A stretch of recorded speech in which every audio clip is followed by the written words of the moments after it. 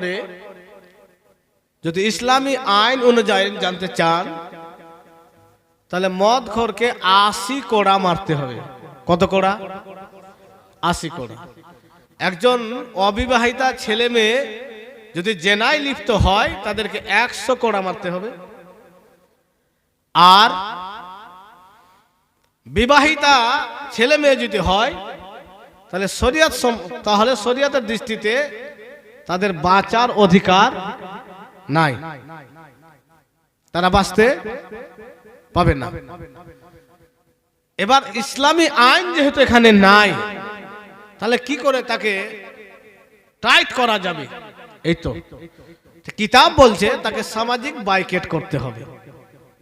সমাজে তার সঙ্গে লেনদেন, বেচা কিনা, উঠা বসা, মরল সর্দার, আলিম, মুফতি, মুহাদ্দিস সবাই তাকে বাইকেট করবে। এবার যদি সামাজিক বাইকেট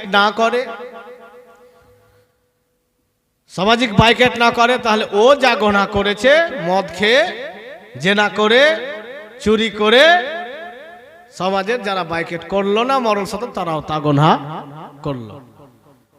তাহলে আমি যদি আলিম হই, আমি যদি মরল সর্দার হই এটা না করতে পারি, তাহলে প্রথমে আলিম, মরল সর্দার আলিমদের উপরে যাবে যারা দায়িত্ববান। চোরের চুরি করার যেটা শাস্তি আছে, হাত কেটে নিতে হবে।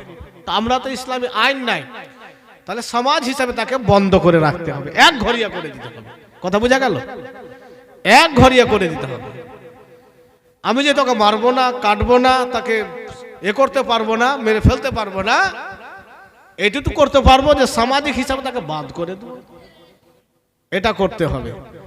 যদি এটা না করে তাহলে ওই মদখোরের যা অন্যায়, চোরের যা অন্যায়, জেনা করে যা অন্যায় করেছে, সেই অন্যায়ের শামিল আপনিও হয়ে যাবেন। আল্লাহ যেন আমাদেরকে বাঁচার তৌফিক দান করেন। আল্লাহুম্মা আমিন।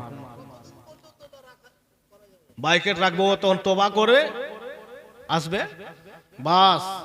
ভালো কথা জানতে চেয়েছেন, তোবা করবে, খাস দিলে করবে।